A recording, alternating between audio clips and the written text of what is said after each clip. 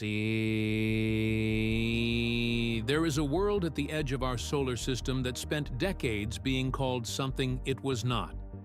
For most of the 20th century, Pluto held the title of the ninth planet, a frozen, distant body orbiting at the outermost frontier of everything we had mapped. Then, in 2006, the International Astronomical Union changed the definition of a planet, and Pluto was reclassified. It became the prototypical dwarf planet, the first of what would prove to be many such objects scattered through the cold outer solar system. That reclassification felt, to many, like a demotion, like a loss. But the story of Pluto was not finished. It was only beginning to be told properly. To understand what changed, you have to first understand where Pluto actually sits. It orbits the Sun at an average distance of roughly 40 times the Earth-Sun distance, so far out that sunlight, which reaches Earth in about 8 minutes, takes more than 5 hours to arrive there. At that distance, Pluto is a place of near total darkness, cold beyond most human intuition, and extreme isolation. For most of the history of telescopic astronomy, it appeared as nothing more than a faint point of light, indistinguishable in character from thousands of other dim objects catalogued across the sky. The sheer distance is not just a number. It is a wall that every instrument we have ever aimed at Pluto has had to contend with. The first detailed view came not from Earth-based instruments, but from the Hubble Space Telescope, launched into low Earth orbit in 1990.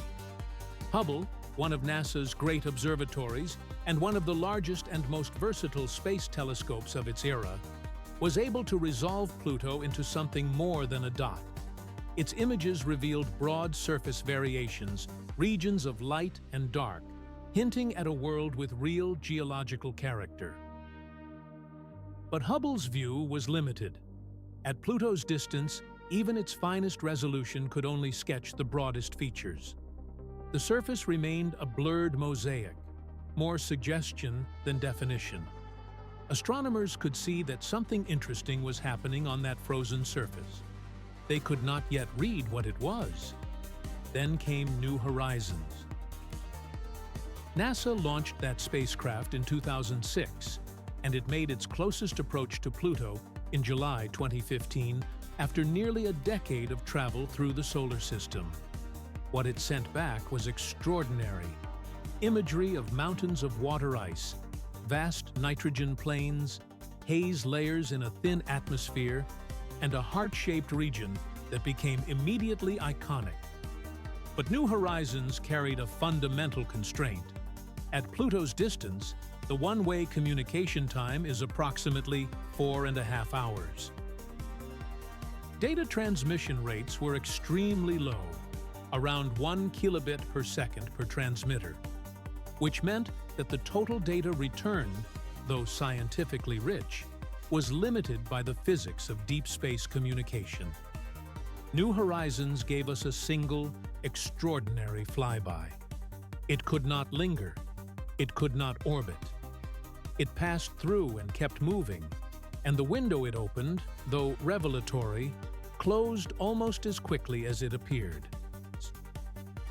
This is where expectation and reality began to diverge in an important way.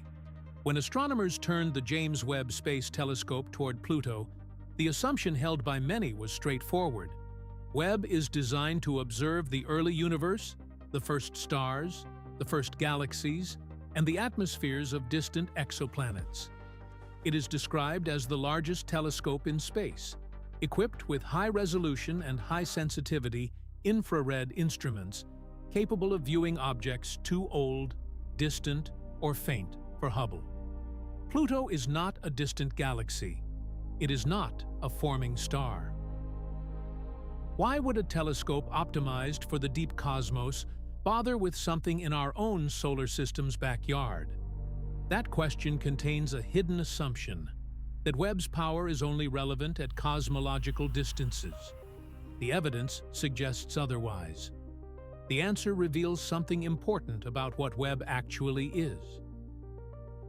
Its sensitivity to infrared light, paired with its resolution, opens observational windows that no previous instrument could reach, including windows into the surface chemistry and thermal properties of small, cold, nearby bodies.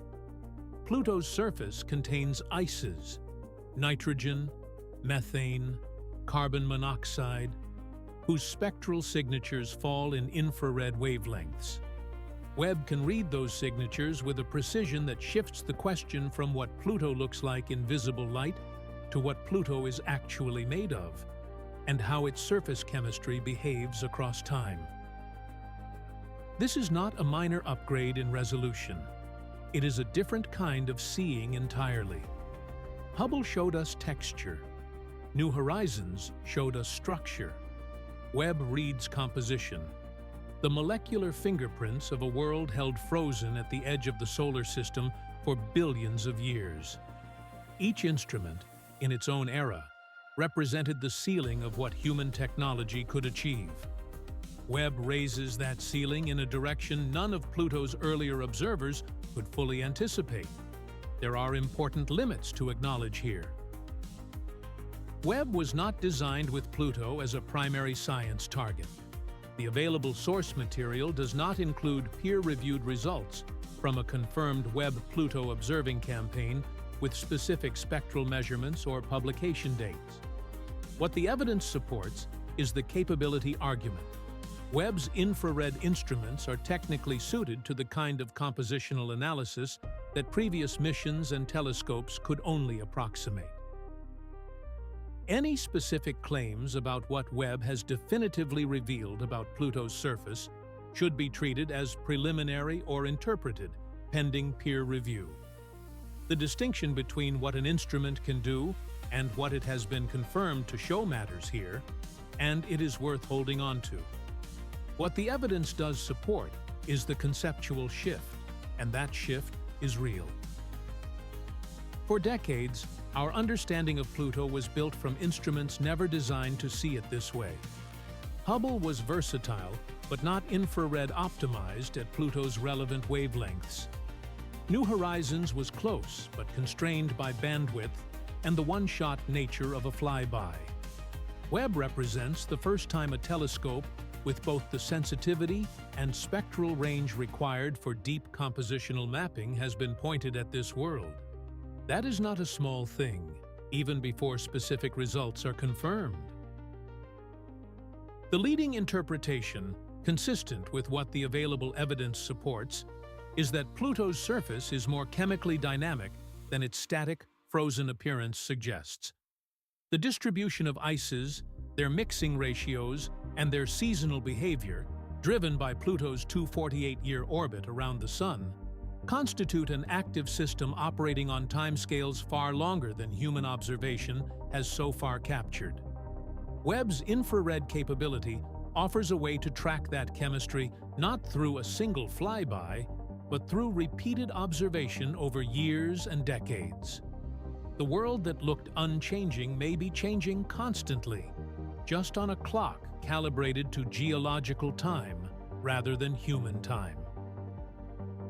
The decisive future test is this: repeated Webb observations of Pluto across multiple years, compared against the surface maps returned by New Horizons, could confirm or challenge models of how Pluto's ices migrate with the seasons.